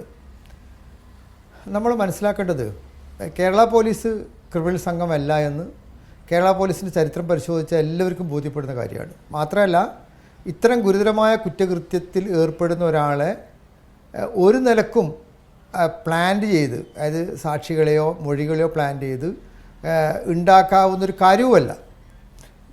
അത് നമ്മൾ വളരെ ഈ കേസിൻ്റെ നാഴ്വഴികളിൽ പോയവർക്കൊക്കെ പോലീസ് വിചാരിച്ചാൽ ഒരാളിതിൽ പ്രതിയാക്കാൻ കഴിയില്ല. കാരണം അത്ര വ്യക്തമായ കാര്യങ്ങളാണ് അന്വേഷണ ഘട്ടത്തിൽ പോലീസിൻ്റെ മുന്നിലേക്ക് വരുന്നത്. ഇപ്പോൾ ഒരാളെ കയ്യിൽ നിന്ന് കഞ്ചാവ് ഒരാളെ വാഹനത്തിലിട്ടിട്ട് അയാളെ പിടിക്കുന്ന പോലെ നിസ്സാരമായൊരു സംഗതിയല്ല.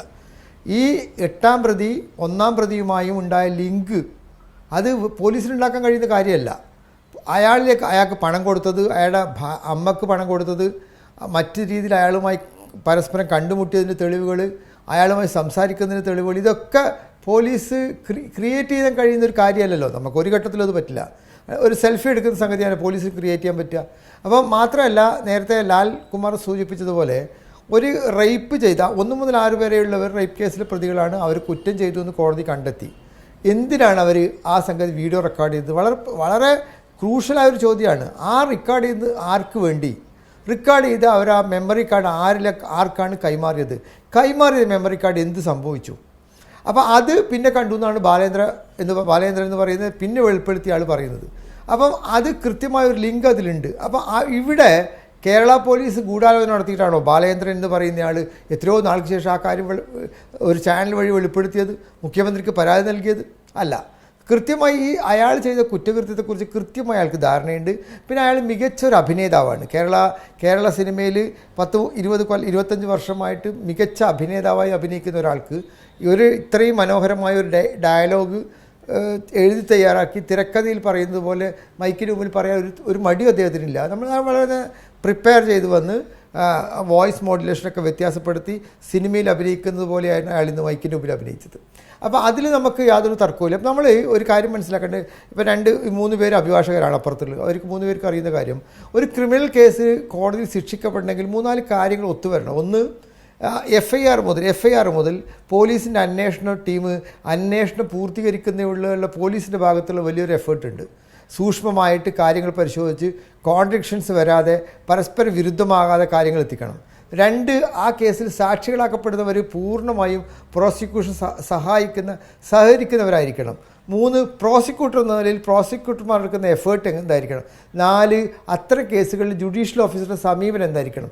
ഈ 4 കാര്യങ്ങൾ ഒത്തുവന്നാൽ മാത്രമേ ഒരു ക്രിമിനൽ കേസിൽ നമ്മുടെ സിസ്റ്റത്തിൽ ശിക്ഷിക്കപ്പെടാൻ കഴിയുള്ളൂ. ഇവിടെ പ്രോസിക്യൂഷൻ പോലീസ് വളരെ കൃത്യമായവരെ പണി പൂർത്തീകരിച്ചു എന്നാണ്. ആ ഇരയാക്കപ്പെട്ട ആളുമായി 3-4 പ്രാവശ്യം ഞാൻ നേരിട്ട് സംസാരിച്ച് അവർ പോലീസിൻ്റെ കാര്യത്തിൽ, പ്രത്യേകിച്ച് അന്വേഷണ ഉദ്യോഗസ്ഥനായ പർട്ടിക്കുലർ ഓഫീസറുടെ കാര്യത്തിൽ ഭയങ്കരമായ സാറ്റിസ്ഫൈഡ് ആണ്. അയാൾ ആ കാര്യത്തിൽ ഇരയ്ക്ക് തൃപ്തിയാകുന്ന രീതിയിൽ, നീതി നടപ്പാക്കാവുന്ന രീതിയിൽ എല്ലാ നിലയിലും അന്വേഷണം മുന്നോട്ട് കൊണ്ടുപോയി തന്നെയാണ് ഇരയാക്കപ്പെട്ടവൾ ആൾ നേരിട്ട് എന്നോട് പറഞ്ഞത്. 2ാമത്തെ വിഭാഗം സാക്ഷികൾ, 28 സാക്ഷികൾ കൂറുമാറിയെന്ന് പറയുന്നത് ഈ അമ്മ യോഗത്തിൽ പങ്കെടുത്ത വളരെ പ്രധാനപ്പെട്ട ഒരു നടി, അതുപോലെ തന്നെ ഇരയാക്കപ്പെട്ട സ്ത്രീയോട് യോജിച്ച് നിൽക്കുമെന്ന് എല്ലാ ഘട്ടത്തിലും സപ്പോർട്ട് ചെയ്ത പലരും ഒരു ഘട്ടം വന്നപ്പോൾ കൂറുമാറുന്ന സാഹചര്യം. 28 പേര്, അതിൽ കുറച്ച് പേര് ആ 8ാം പ്രതിയുടെ അടുത്ത ബന്ധുക്കളാണ്. ബാക്കിയുള്ളവർ സിനിമാ രംഗത്ത് പ്രവർത്തിക്കുന്ന വളരെ സീനിയറായ ആർട്ടിസ്റ്റുകളാണ്. ഈ ഇരയാക്കപ്പെട്ടവരോട് പ്രവർത്തിക്കുന്നവരാണ്. അമ്മ യോഗത്തിൽ സംബന്ധിച്ച വളരെ പ്രധാനപ്പെട്ട ഒരു നടിയുണ്ട്. അവരോടാണ് ആദ്യമായിട്ട് ഈ 8ാം പ്രതി പറയുന്നത് ഇവർ ശരിപ്പെടുത്തുന്ന. അവർ ഹോസ്റ്റലിലാവുന്നുണ്ട്. ഈ 28 പേര് ഹോസ്റ്റലിലായാൽ പോലും മറ്റ് സാക്ഷികളുണ്ട്, സാഹചര്യ തെളിവുകളുണ്ട്, കോടതി മുമ്പാകെ ഹാജരാക്കിയ മെറ്റീരിയൽസ് ഉണ്ട്. അതൊക്കെ കൃത്യമായി ഈ പ്രോസിക്യൂഷൻ്റെ ഭാഗം തെളിയിക്കുന്നത് പര്യാപ്തമാണ്. 3ാമത്തെ ഘട്ടം എന്ന് പറയുന്നത് പ്രോസിക്യൂട്ടർമാരാണ്. സാധാരണഗതിയിൽ ഒരു പ്രോസിക്യൂട്ടർ നിയമിച്ചാൽ ആ കേസ് കഴിയുന്നത് വരെ പ്രോസിക്യൂട്ടർ മാറുന്ന സമീപനം ഉണ്ടാവാറില്ല. ഇവിടെ നേരത്തെ എൻ്റെ 2 സുഹൃത്തുക്കൾ സൂചിപ്പിച്ചതുപോലെ 2 പ്രോസിക്യൂട്ടർമാർ ജുഡീഷ്യൽ ഓഫീസറുടെ സമീപനത്തോട് വിയോജിപ്പ് പ്രകടിപ്പിച്ചുകൊണ്ട് ഈ കേസിൽ നിന്ന് മാറേണ്ട അവസ്ഥയിലേക്ക് വന്നു. നമ്മൾ ആലോചിക്കേണ്ടത്, നമ്മളെല്ലാവരും കോടതിയിൽ പോകുന്നവരാണ്. നമ്മൾ വളരെ നിസ്സാരമായിട്ട് ഒരു പ്രതിയാക്കപ്പെട്ടയാളോ സാക്ഷിക്കൂട്ട് കയറുന്നയാളോ പ്രിസൈഡിംഗ് ഓഫീസറോട് നേരിട്ട് പറയാണ്, സാർ എനിക്ക് നിങ്ങളിൽ വിശ്വാസമില്ല, നിങ്ങളെ പ്രവർത്തികൾ മുൻവിധിയോടുകൂടിയാണ് ഞാൻ വിചാരിക്കുന്നത്, അതുകൊണ്ട് ഈ കോടതിയിൽ നിന്ന് കേസ് മാറ്റണമെന്ന് വിനീതമായി പറഞ്ഞാൽ റിട്ടണായ അപേക്ഷ പോലും ഇല്ലാതെ ആ കേസ് അവോയ്ഡ് പറയുന്ന നിരവധി അനുഭവങ്ങൾ കോടതി പ്രാക്ടീസ് ചെയ്യുന്നവർക്കുണ്ടാവും. റിട്ടണായ അപേക്ഷ വേണ്ട, ഓക്കെ നിങ്ങളൊരു കാര്യം ചെയ്യും, ഞാനത് ചെയ്യാം, എന്നിട്ട് ഈ ബന്ധപ്പെട്ട ഇപ്പോൾ മജിസ്ട്രേറ്റ് കോടതിയാണ് CJMന് കത്തെഴുതും, ഈ കേസിൽപ്പെട്ട ബന്ധപ്പെട്ട വാദി അല്ലെങ്കിൽ പ്രതി അവിശ്വാസം പ്രകടിപ്പിക്കുന്നതിന് അതിന് ഈ കോടതി മാറ്റണം. ഇനി അതുപോലെ ഒരു ട്രാൻസ്ഫർ പെറ്റീഷൻ ഫയൽ ചെയ്യണമെങ്കിൽ പഴയ CRPC 408 പ്രകാരം ട്രാൻസ്ഫർ പെറ്റീഷൻ ബന്ധപ്പെട്ട കോടതികളിൽ പറയാം.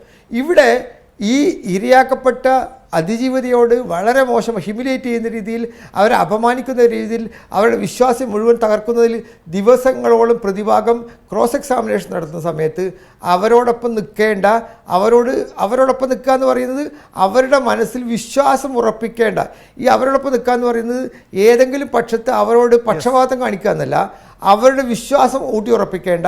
അവർ ഈ നമ്മുടെ ക്രിമിനൽ നിയമപ്രകാരം കോടതിയിലേക്ക് സമൻസ് അയച്ചിട്ടാണ് സാക്ഷി വരുന്നത്. ഈ വിക്ടിമായ ആൾ നേരെ പോയിട്ട് എനിക്ക് പറയാനുണ്ട് എന്ന് പറയുന്നതല്ല, അവർക്ക് ബഹുമാനപ്പെട്ട കോടതിയിൽ നിന്ന് സമൻസ് പോകും, നിങ്ങൾക്ക് സാക്ഷി പറയാനുള്ള കേസ് ഇന്ന ദിവസം വെച്ചിട്ടുണ്ട്. അവർ കോടതിയുടെ അതിഥികളാണ്, ആ വാക്കാണ്, they are the guest of courts. കോടതിയുടെ അതിഥികളായി എത്തുന്നവരോട് നിങ്ങളുടെ റൈറ്ററല്ല ഞാൻ, നിങ്ങൾ പറയുന്ന പോലെ എഴുതേണ്ട സ്റ്റെനോ അല്ല ഞാൻ എന്നൊരു പ്രിസൈഡിംഗ് ഓഫീസർ പറഞ്ഞിട്ടുണ്ടെങ്കിൽ അത് അത്യന്തം ഖേദകരവും അത്യന്തം അപകടകരവുമായ ഒരു മുൻവിധിയാണ് നമ്മൾ മനസ്സിലാക്കേണ്ടത്. അത്തരം ഒരു ഘട്ടത്തിൽ ഈ ഹ്യൂമിലിയേറ്റ് ചെയ്യപ്പെട്ട അതിജീവിത അതേ കോടതിയോട് പരാതി പറയുന്നു, പ്രോസിക്യൂട്ടർമാർ പരാതി പറയുന്നു, ഗവൺമെൻറ് തന്നെ മേൽക്കോടതിയിൽ പെറ്റീഷൻ ഫയൽ ചെയ്യുന്നു, ഈ കോടതിയിൽ നിന്ന് ഇത് മാറ്റണമെന്ന്. ബഹുമാനപ്പെട്ട ഹൈക്കോടതി നിർഭാഗ്യവശാൽ അത് ചെവിക്കൊള്ളുന്നില്ല, സുപ്രീം കോടതി ചെവിക്കൊള്ളുന്നില്ല. അത്തരം ഒരു ഘട്ടത്തിൽ നേരത്തെ ബഹുമാനപ്പെട്ട സുഹൃത്ത് ആതിര സൂചിപ്പിച്ചതുപോലെ ആ ഘട്ടത്തിൽ തന്നെ പൊതുസമൂഹം ഈ കാര്യത്തിൽ ഇടപെടണമായിരുന്നു. നിർഭാഗ്യവശാൽ അപ്പോഴും നമ്മൾ നീതിന്യായ കോടതിയുടെ പവിത്രമായ പവിത്രമായ നീതിയിൽ വിശ്വസിച്ചുകൊണ്ട് നമ്മൾ അത്തരം ഒരു കാര്യത്തിൽ കൈകാര്യം. ഇവിടെയാണ് നമുക്ക് പാലിച്ച പറ്റിയത്. ഈ കോടതിയിൽ നിന്ന് നീതി ലഭിക്കുന്നില്ല എന്നൊരു ഘട്ടം വരുമ്പോൾ, പക്ഷേ ഈ നേരത്തെ സൂചിപ്പിച്ച പോലെ 4 ഘടകങ്ങളിൽ പ്രോസിക്യൂഷൻ പ്രോപ്പറാണ്, പ്രോസിക്യൂട്ടർ പ്രോപ്പറാണ്, പ്രോസിക്യൂഷൻ സാക്ഷികൾ മുഴുവൻ പ്രോപ്പറാണ്. നിർഭാഗ്യവശാൽ ജുഡീഷ്യൽ ഓഫീസറുടെ മൈൻഡ് സെറ്റ് മുൻവിധികളാൽ നിയന്ത്രിക്കപ്പെട്ടോ എന്ന് സംശയിക്കുന്ന രീതിയിലാണ് റിപ്പോർട്ടുകൾ വരുന്നത്. ജഡ്ജിയെക്കുറിച്ച് ഞാൻ ആക്ഷേപം പറയുന്നില്ല. ജഡ്ജ്മെൻറ്റ് വന്നിട്ട് ബാക്കി കാര്യങ്ങൾ നമുക്ക് പറയാൻ കഴിയും. ശരി, തമ്പി വക്കീൽ, ഞാൻ താങ്കളിലേക്ക് വരികയാണ്. താങ്കൾ എന്തു പറയും ഈ ചർച്ച അവസാനിപ്പിക്കുന്നതിന് വേണ്ടി? നമ്മൾക്കൊരു ചോദ്യമുണ്ട്. ഈ 1-ാം ഘട്ടം നമുക്ക് നൽകുന്ന പാഠങ്ങൾ, സമൂഹത്തിന് നൽകുന്ന പാഠങ്ങൾ എന്ത് എന്നൊരു ചോദ്യവും ഉണ്ട്. താങ്കളുടെ പ്രതികരണം.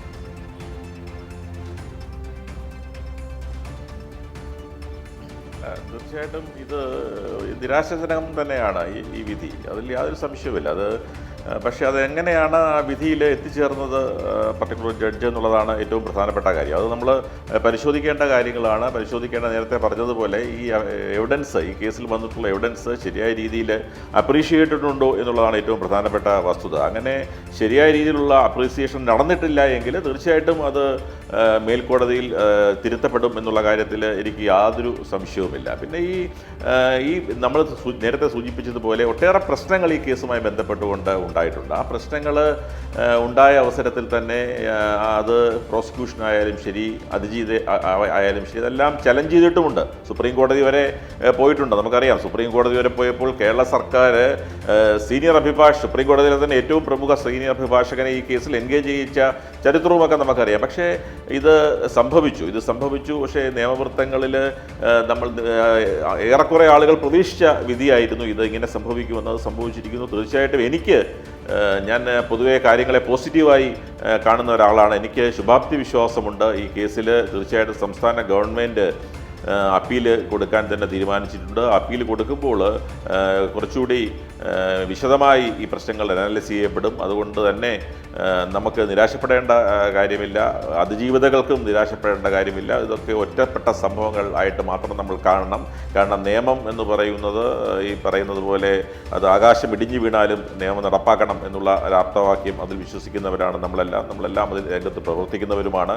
അതുകൊണ്ട് തന്നെ എനിക്ക് പ്രതീക്ഷയുണ്ട് ഈ കേസിൽ. ഇനിയും ഈ കേസിൽ മാറ്റങ്ങൾ ഉണ്ടാകും എന്ന് ആത്മാർത്ഥമായി വിശ്വസിക്കുന്ന ആളാണ് ഞാൻ. അതുകൊണ്ട് തന്നെ സംസ്ഥാന ഗവൺമെൻറ് അപ്പീലുമായി ഹൈക്കോടതിയിലേക്ക് പോകണം. അതിൽ എന്ത് വില കൊടുത്തും നിയമപരമായ കാര്യങ്ങൾ, അതിൻ്റെ നിയമത്തിൻ്റെ എല്ലാ അർത്ഥത്തിലും അതിൻ്റെ അവസാന ഘട്ടം വരെ പോരാടുവാൻ വേണ്ടി തയ്യാറാകും എന്നുള്ളതാണ് എനിക്ക് പറയാനുള്ളത്. അഡ്വക്കേറ്റ് ലാൽകുമാർ, ഈ ചർച്ച അവസാനിപ്പിക്കാൻ താങ്കൾ എന്ത് കൂട്ടിച്ചേർക്കും?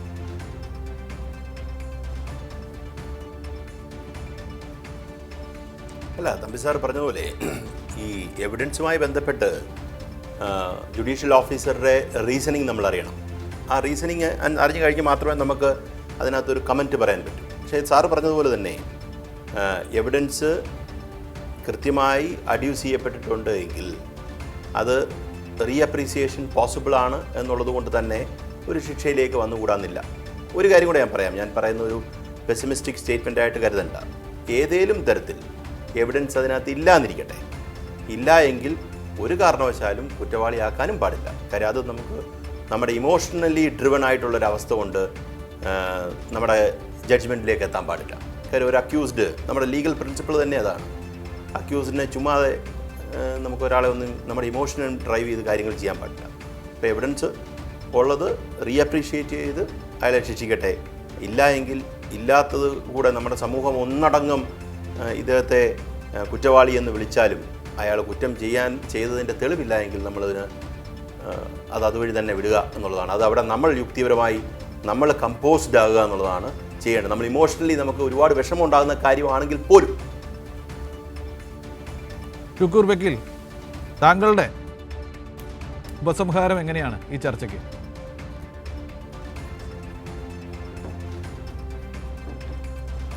തീർച്ചയായും നമ്മൾ പ്രതീക്ഷയിലാണ്.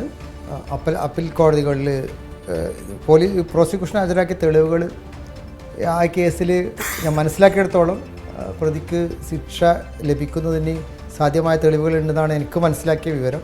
അതിന് അപ്രീസിയേഷനിൽ ബഹുമാനപ്പെട്ട ജഡ്ജിന് പിഴവ് സംഭവിച്ചിട്ടുണ്ട്. അത് അപ്പീൽ കോടതിയിൽ തിരുത്തപ്പെടുമെന്ന് തന്നെയാണ് വിചാരിക്കുന്നത്. അഡ്വക്കേറ്റ് ആതിര, താങ്കളിലേക്ക് അവസാനിപ്പിക്കും ചർച്ച.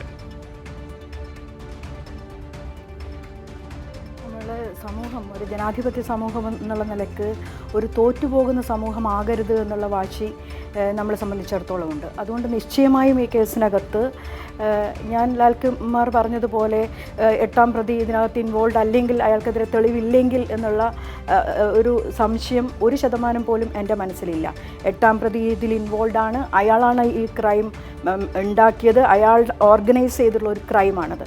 അത് നിയമത്തിൻ്റെ മുന്നിൽ കൊണ്ടുവരാനുള്ള ഒരുപാട് തെളിവുകളുണ്ടായിരുന്നു. അത് ഈ പറഞ്ഞതുപോലെ 12ാം തീയതി വരുന്ന വിധിന്യായത്തിനകത്ത് അത് അപ്രീഷിയേറ്റ് ചെയ്തിട്ടില്ലെങ്കിൽ നിശ്ചയമായും ആ വിധിന്യായം അപ്പീലിന് പോവുക മാത്രമല്ല കേരളത്തിലെ പൊതുസമൂഹത്തിന് വായിക്കാൻ കൊടുത്തിട്ട് അതിനിശിതമായ വിമർശനത്തിന് വിധേയമാക്കും.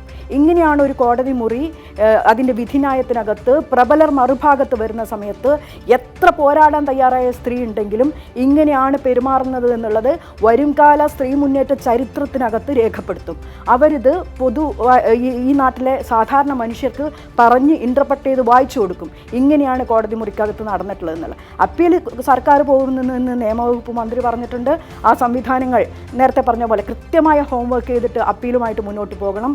മറുഭാഗത്ത് ഇത്തരത്തിൽ അതിജീവിതകൾ മുന്നോട്ട് വെക്കുന്ന അതിശക്തമായ നിലപാടുകൾ, തെളിവുകൾ ഇതൊന്നും വേണ്ടത്ര രീതിയിൽ അപ്രീഷിയേറ്റ് ചെയ്യാൻ വേണ്ടി നമ്മുടെ കോടതിയും സംവിധാനങ്ങളും തയ്യാറാകുന്നില്ലെങ്കിൽ എന്തൊക്കെ സംഭവിക്കുമെന്നുള്ളത് വരും ഈ ദിനങ്ങൾക്കകത്ത് കേരളത്തിൻ്റെ ഈ അതിജീവിതക്കൊപ്പം നിന്ന അവൾക്കൊപ്പം നിന്ന സ്ത്രീ സംഘടനകൾ, വ്യക്തികൾ, പൊതുപ്രസ്ഥാനങ്ങൾ അവരത് പൊതുജനങ്ങൾക്ക് വായിക്കാനും മനസ്സിലാക്കാനും എന്തുകൊണ്ടിത് അപ്രീഷിയേറ്റ് ചെയ്തില്ല എന്നുള്ളതിന് മറുപടി പറയാൻ തക്ക വിധമുള്ള ചർച്ചകളിലേക്ക് പോകും.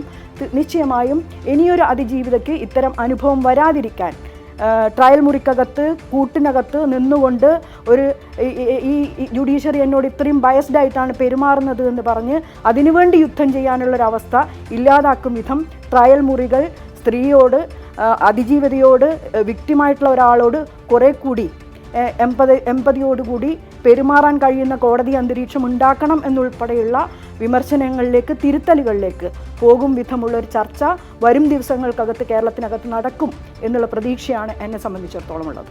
ഈ ചർച്ചകൾ ജനങ്ങളിൽ തുടർന്നുകൊണ്ടിരിക്കും എന്ന് ഞങ്ങൾക്കറിയാം. 1000 കുറ്റവാളികൾ രക്ഷപ്പെട്ടാലും ഒരു നിരപരാധി നിയമത്താൽ ദണ്ഡിക്കപ്പെടരുത് എന്ന തത്വം നമ്മുടെ കോടതികളെ നയിക്കുന്നുണ്ട്. ഒപ്പം തന്നെ നിരുപാധികമായ നീതിയല്ല കോടതി വാഗ്ദാനം ചെയ്യുന്നത്, അത് നിയമാനുസൃതമുള്ള നീതി മാത്രമാണ്. എങ്കിൽ പോലും തമ്പി വക്കീൽ ചൂണ്ടിക്കാണിച്ചതുപോലെ ആകാശം ഇടിഞ്ഞു വീണാലും നീതി നടപ്പാക്കണം എന്നൊരു തത്വം കൂടി കോടതികളെ നയിക്കുന്നുണ്ട്. ആ വിശ്വാസമാണ് ഇതൊരു നിയമവ്യവസ്ഥയിൽ അധിഷ്ഠിതമായ സമൂഹമാക്കി നിലനിർത്തുന്നത് എന്നുകൂടി എല്ലാവരും ഓർമ്മിക്കേണ്ടതുണ്ട്. എന്തായാലും നീതി നടപ്പാവട്ടെ, ആത്യന്തികമായ നീതി തന്നെ നടപ്പാവട്ടെ എന്നാഗ്രഹിച്ചുകൊണ്ട് ഈ ചർച്ചയിൽ പങ്കെടുത്ത എല്ലാവരോടും നന്ദി പറഞ്ഞുകൊണ്ട് അവസാനിപ്പിക്കുന്നു.